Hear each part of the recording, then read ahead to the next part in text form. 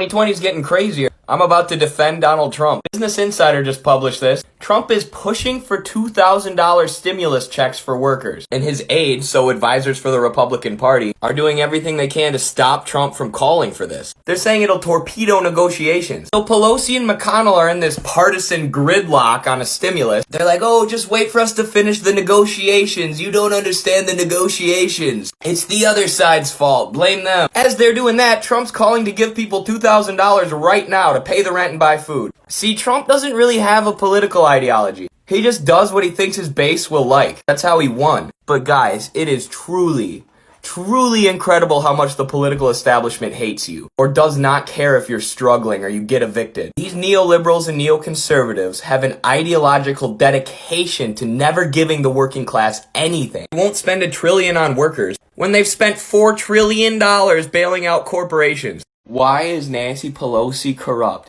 Oh my goodness, there's not enough time in the world. For one, Pelosi has refused to do another stimulus for workers, despite even progressives begging her to take Trump's stimulus offer, which would give $1.8 trillion to workers and small businesses. Pelosi has refused to because she doesn't want to compromise with Trump. Look, I hate Trump too, Nancy, but I also want to pay my rent. But that's not a struggle someone like Pelosi can even understand. She has repeatedly attacked single-payer healthcare, and wouldn't you know, she took over $200,000 from insurance companies. Funny how that works. When Pelosi's asked why she's a good Speaker of the House, she says it's because she's the biggest fundraiser for the Democrats. Nancy, that is not something to brag about. Being the biggest fundraiser just means you're the most corrupt. When I think of Nancy Pelosi, I think of the face of the Democratic Party. Corrupt, completely out of touch, obsessed with Donald Trump, and condescending towards the American working class. Not a fan. Today's a very special day in American politics.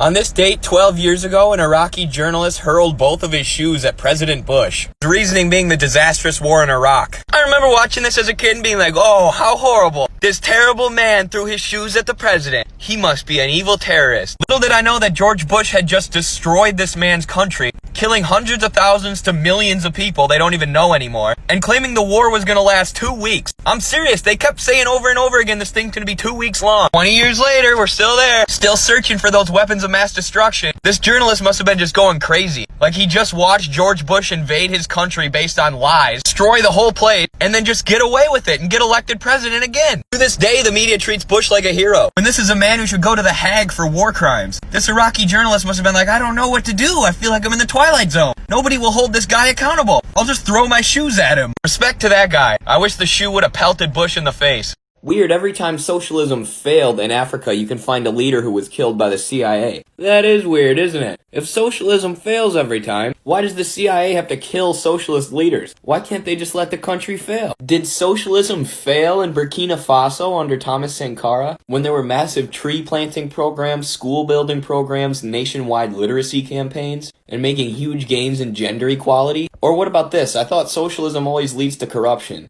Sankara cut the salaries of government officials, including his own, banned flying first class, sold all the government Mercedes. The dude didn't even use air conditioning. So obviously under Sankara, socialism wasn't failing, which means the CIA and the French had to murder him. They collaborated with his second-in-command, killed him, and cut him up into pieces so they could scatter his parts when they were burying him. Socialism fails every time it's tried, and the CIA murders your leader and cuts them into little pieces. And I don't like Trump's Twitter, but his economy was great. Oh yeah, why is that? The GDP.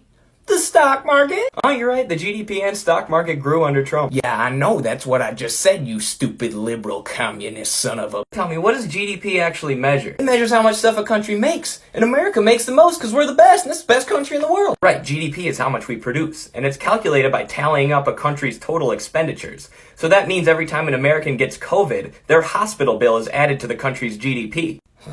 GDP is just a measure of how much stuff we're making, and the stock market is nothing but a measure of how much the profits of that stuff are going to the top 1%. Well, hey, I own stock. Congrats, but 85% of the stock market is owned by the top 10%. A top 10% who have increased their wealth $1 trillion over this pandemic. Okay, I mean, but ultimately that's China's fault. Huh? The United States is the only country who's ever dropped an atomic weapon on another country. In 1945, the U.S. dropped 2 atomic weapons on Hiroshima and Nagasaki, Japan, killing upwards of 200,000 people. This act is still justified in the American education system, saying it brought an end to the war. That argument is honestly ridiculous. Before the atomic weapons were dropped, the Soviets had already taken Manchuria and Japan. This made Japan's military a spent force with basically no ability to hurt the U.S. The real reason we dropped the bombs was as a warning to the Soviets of what we're willing to do if they kept going with this whole communism thing. This is just another perversion of the truth being taught to American children to create a mindset of American exceptionalism. PragerU says without Western civilization, we'd still have slavery on a global scale. Libya had the highest standard of living of any country in Africa, and then the West did an intervention, and now they're slaves. This is just one of many examples of Western civilization promoting slavery. In this essay, I will show how PragerU's argument is devoid of any facts and lies. I guess I need to address Mitch McConnell, or as I like to call him, the grease turtle. Mitch McConnell is the Senate Majority Leader, and he has been doing everything he can to block a stimulus bill. See, Trump doesn't really have a political ideology. He just kind of does what he thinks will make his base of supporters happy. So he's pushing for stimulus checks, because he knows that'll help workers. But Mitch McConnell's like an old school Republican who still pretends to have like a belief in trickle-down economics or whatever. And he is just dead set against workers getting anything. If people want the government to do something to help workers, McConnell's against it. If there's a bill to have the government bail out corporations, he's for it. He's like a reverse socialist. A corporatist, the human embodiment of corruption and greed. This Senate race this year was a giant fundraising competition between the Republicans and Democrats, where him and his opponent Amy McGrath just raised absurd amounts of money. Millions and millions of dollars on these campaigns for ads and stuff. How long are we gonna let these people be in charge of us? Come on.